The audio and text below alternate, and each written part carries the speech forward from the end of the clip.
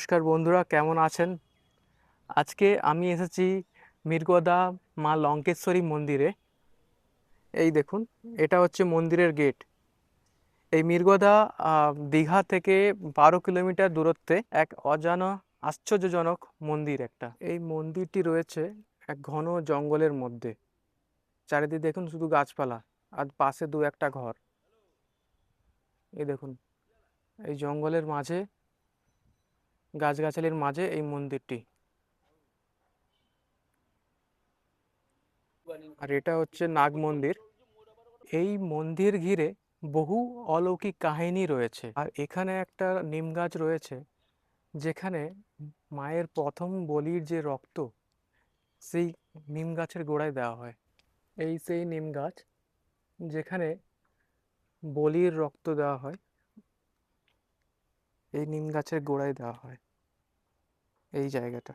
বলা হয় যে মা লঙ্কেশ্বরী মাকে ভালোভাবে দেখলে যেন মনে হয় বিষ্ণুর আরেক অবতার। কে মনে করেন এই মন্দির যদি খনন করা হয়, তাহলে এই প্রাচীন যে মন্দির ছিল ধ্বংসাবশেষ, ওর কিন্তু চিহ্ন পাওয়া যাবে। এই মন্দিরের পেছনে এক রহস্যময় গাছ রয়েছে, যেখানে মায়ের মতনই ওখানে প্রতিদিন সন্ধেবেলা ভোগ দেওয়া হয়। এখন আপনাদের দেখাবো যে এই জায়গাটা যেখানে মায়ের ভোগের সময়ও ঠিক মন্দিরের পেছনে এইখানে ভোগ দেওয়া হয় মাঝিকে।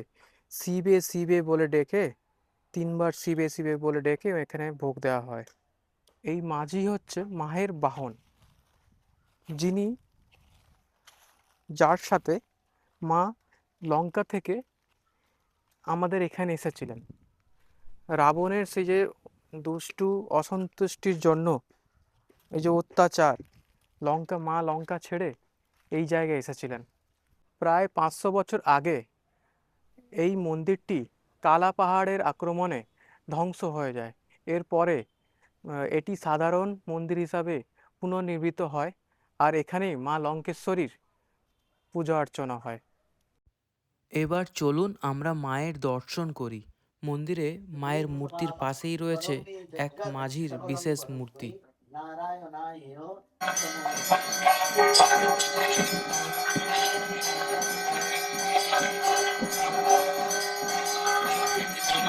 মা লঙ্কেশ্বরী খুবই জাগ্রত, তাই বহু দূর দূর জায়গা থেকে এই মাকে সবাই পুজো দিতে আসেন। আর অনেকে মানত করে যান। আমরা জানতে চাচ্ছি মায়ের সম্পর্কে আপনি যদি কিছু জানান। বলছি শুনুন, মায়ের সম্পর্কে বলতে হলে অনেক কথা। যা কিছু বলবো প্রাচীনকাল থেকে পূর্বাপর বংশ পরম্পরায় শুনে আসা কথাই বলবো। আর কিছু দলিল পত্রাদি আছে, মহারানী ভিক্টোরিয়ার আমলের, ব্রিটিশ আমলের কিছু দলিল পত্রাদি রয়েছে, তাতে কিছু উল্লেখ আছে। আচ্ছা, দেবী মায়ের নামে এখানকার এই যে বাজার, এখানকার bus stand Lankeshwari bus stand, Lankeshwari বাজার, তার নামেই পরিচিত। এখন এই সোশ্যাল মিডিয়ার গুণে হয়তো বাইরে ব্যাপারটা অনেকটা ছড়িয়েছে, কিন্তু আগে তো তা ছিল না, এবং এখানে একেবারে যোগাযোগও ছিল না। হ্যাঁ, গভীর জঙ্গলের মধ্যে এই দেবী অবস্থান। আচ্ছা, এই দেবী নাকি লঙ্কার অধিষ্ঠাত্রী দেবী বলে রাবণ কর্তৃক পূজিতা। শ্রীলঙ্কায় অনুরূপ এক ঠাকুর রয়েছে এখনো, যারা গেছে তারাই তাদের কাছ থেকেই শুনেছি, বেড়াতে যারা গেছে দক্ষিণ ভারতে তাদের কাছ থেকে শুনেছি। আমি আমার বাবা, আমার ঠাকুরদা, তার বাবা, বুঝলেন তো, এই পরম্পরায় শুনে আসছি যে ইনি লঙ্কার অধিষ্ঠাত্রী দেবী।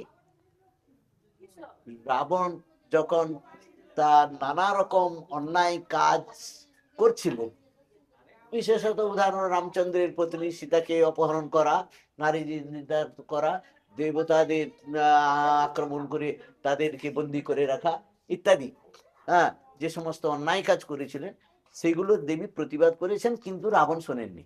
হ্যাঁ, রাবণ দেবীর আশীর্বাদ, রাবণ মনে করতো আমি যখন দেবীর আশীর্বাদ প্রাপ্ত তখন আমার কোনো ক্ষতি হবে না, আমার চাইতে শক্তিশালী কেউ নেই, এটা তার ধারণা ছিল। কিন্তু যখন সীতাকে তিনি চুরি করেছিলেন, এবং সীতার অপমান করেছিলেন, তখন হ্যাঁ দেবতারা কেন, দেবী কেন, স্বয়ং শিব তার কাছ থেকে সরে যান, তার পাশ থেকে। হ্যাঁ, দেবী লঙ্কার উপরে এবং রাবণের উপরে বিমুখ হয়েই লঙ্কা ত্যাগ করে চলে এসেছিলেন।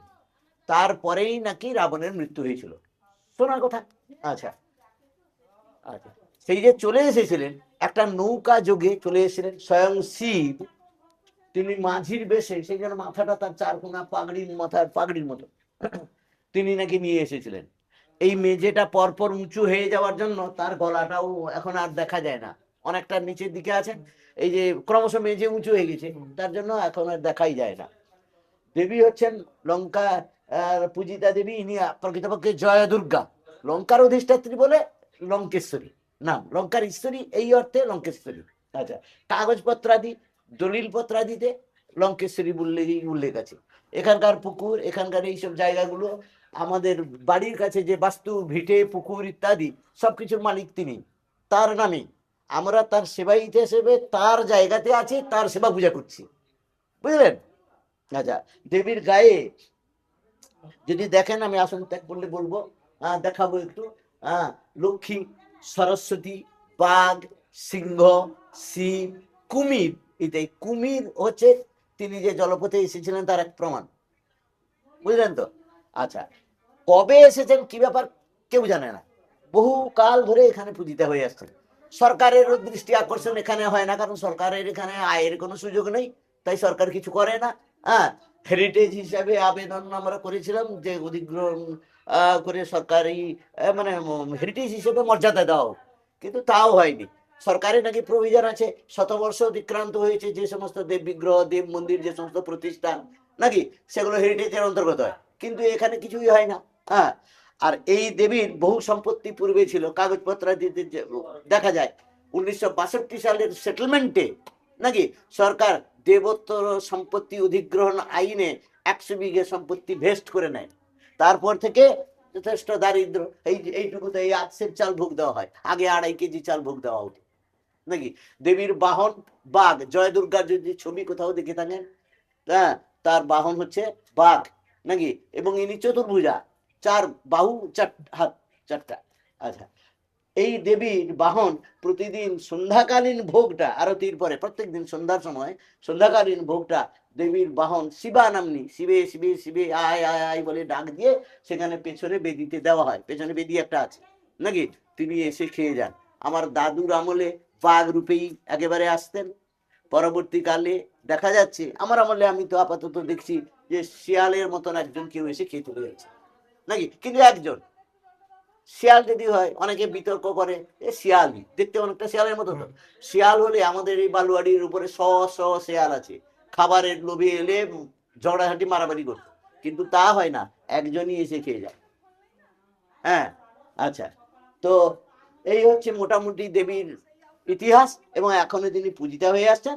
পরবর্তীকাল 1949 সালে যে হয়েছিল, মানে বাংলা 1349 সালে যে ঝড়, আমাদের বাংলাদেশে এই যে ঝড় হয়েছিল, 11 লক্ষ লোক মারা গেছিল, দেশ তো প্রায়, রাজ্যটা প্রায় শ্মশানের মতো ছিল, তখন দীর্ঘকাল পূজার্চনাও বন্ধ ছিল, গভীর জঙ্গলে ঢাকা পড়েছিল।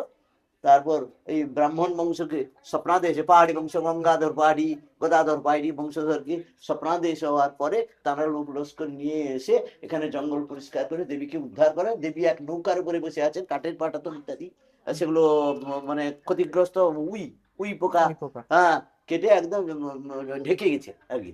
তো সেইটাকে যেমন আছেন সেই রকম রেখেই তার চারদিক থেকে বেদি করে লোকের সাহায্য, গ্রামের জমিদার ফ্যামিলি, এখানে বুদ্ধিস্ট ফ্যামিলি যারা আছে তাদের সাহায্য সহানুভূতি নিয়ে এই ঘরটি করা হয়। এটি হচ্ছে উসুলখির দেওয়াল, আগে সিমেন্ট ছিল না, তার উপরে লোকে রং করে দিচ্ছে, প্লেট বসিয়ে দিচ্ছে, লক্ষ্য করে দেখতে পারেন, টর্চ যদি আলো যদি থাকে, জল দাঁড়িয়ে আছে আপনি দেখতে পারেন, একটু গর্তের এই দেখুন নিচের গ্রাউন্ড লেভেলে, ওখান থেকে সেখানে 4 ফুট উঁচু, ওখানে সামনে গেট, হ্যাঁ 4 ফুট উঁচু আছে, হ্যাঁ, সেখান থেকে আসার পরে এখানে 5 ফুট উঁচু নাকি, হ্যাঁ, তারপর এই বেদিটাও তো আরো 2 ফুট উঁচু, আরো উঁচু, হ্যাঁ, এত উঁচুর উপরেও এখানে জল দাঁড়িয়ে আছে। এখানে দেবীকে এই যে স্নান করা হয় প্রতিদিন, নিত্য বা কাপড় পোশাক চেঞ্জ করে তেল মাখিয়ে জল ঢেলে স্নান করাতে হয়। হুম সেই স্নানের জল এখানে পড়ে। সারাদিন পুজোর জল আচমনের জল হ্যাঁ। টল এখানে পড়ে। হ্যাঁ। হ্যাঁ, শুনেছি এখানে নাকি একটা সমুদ্রের সঙ্গে লিঙ্ক ছিল, এখান থেকে আগে উপকূল ছিল, সমুদ্রের উপকূল। হুম সমুদ্রের উপকূলে বালিয়াড়ির উপরে দেবী বসে আছেন হ্যাঁ। বছর আগে থেকে। হুম এটা ছেড়ে যাওয়া দীঘা পর্যন্ত এই এলাকা দিয়ে হ্যাঁ। পরবর্তীকালে লোক বসতি হয়েছে। হ্যাঁ কিন্তু আগে এত তো লোক সংখ্যা ছিল না। একদম। কয়েকশো বছর আগে পিছিয়ে গেলে হুম। তখন লোক সংখ্যা সামান্যই ছিল। হুম হ্যাঁ, সারাদিনের মধ্যে লোকজনের সঙ্গে দেখা হতো কিনা সন্দেহ, এমন যাই সম্ভব। হুম এখানে বালুয়াড়ির উপরে দেবী বসে আছেন এত উঁচুতে, কিন্তু এখানে জল শুকোয় না। আগে কান পাতলে এখানে সমুদ্রের ঢেউয়ের হুম শব্দ হু হু একটা আওয়াজ পাওয়া যেত। সমুদ্রের পাশে যে পাথরের উপরে আপনারা এই যে ইয়েগুলো দেখতে পান, শামুক ঝিনুক। রূপের হ্যাঁ মতন শামুকগুলো হ্যাঁ দেখেন, হ্যাঁ। সেগুলো এখানে বেরিয়ে ঘোরাঘুরিও করতো আচ্ছা। নাকি। এখন তো ভূগর্ভস্থ সেই লাইনগুলো তো জাম হয়ে গেছে, ভূগর্ভস্থ জলও তো আপনার টিউবওয়েলে তো উঠে না, হুম হুম শুকনো। হ্যাঁ, এখানে যে বরাবরের জন্য এখানে একটা মানে জাহাজ র্যালি হুম হুম ছিল, সেটা এখন উপস্থিতি হয়ে গেছে। হুম হুম হুম আগেকার লাইট পোস্ট, গ্যাসের লাইট পোস্ট সেই 49-এর মন্বন্তরে হুম ভেঙে পড়ে যায়। হুম আগেকার পালতোলা জাহাজের যুগে হুম ইয়ে মানে ইঙ্গিত হুম সংকেত দিত জাহাজটা আসবে বলে, হুম। সেই সংকেত দিত, সে এখন ভেঙে পড়ে গেছে, লোক ইট বয়ে নিয়ে চলে গেছে। আচ্ছা। এখানে আছে বাহিরিতে আছে। হ্যাঁ, মোটামুটি এটা উপকূলের উপরে বালিয়াড়ি, আচ্ছা। সামনে ওই যে নিচু এলাকা জমি হুম সন্তোষ ভাই, ওরা বীরকুল খাল ডিহিরার আগে যে ছিল, হুম সে বীরকুল ডিহির অন্তর্গত বীরকুল খাল। এটা সেই খালেই তো নৌকা টৌকা গুলো আসতো। হুম হুম এখন সেগুলো মজে গিয়ে কৃষি জমি হয়ে গেছে। হুম হুম হ্যাঁ, সুতরাং গর্তেরটার মাহাত্ম্য আর বিশেষ কিছু আমি বলতে পারবো না, হুম। যেটুকু জানা বললাম। হ্যাঁ। এখনো কি এই গর্তের মধ্যে এখন জল আছে দেখুন। জল আছে? এই গর্তটার মধ্যে কি এখনো কি সেই আওয়াজটা পাওয়া যায় কান পাতলে? না, এখন তো সব কিছু লাইনই বন্ধ। হ্যাঁ, এখন বুঝছে? গভীর রাতে পাওয়া যায়, মানে সমুদ্রের same সমুদ্রের আওয়াজ। সমুদ্রের যে ঢেউ ভাঙার আওয়াজ একটা, হুম হ্যাঁ, জোয়ারের সময় সেই আওয়াজটা কান পাতে সাঁসা আওয়াজ একটা পাওয়া যায়। মানে সমুদ্রের সঙ্গে এই গর্তের একটা লিঙ্ক আছে। লিঙ্ক আছে, কানেক্ট আছে। যখন আর পরিবেশ আমরা শান্ত যেটা থাকে তখন বলছিলাম, শুনতে পাওয়া যায়। এখানে যেটা বলছিলাম সেটা আপনার একটু আপনাকে দেখিয়ে দিচ্ছি, আপনি দেখে নিয়ে যেতে পারেন। ওগুলো দেখানো হয় না, কারণ নিজেরা দেখুন। আচ্ছা। আপনারা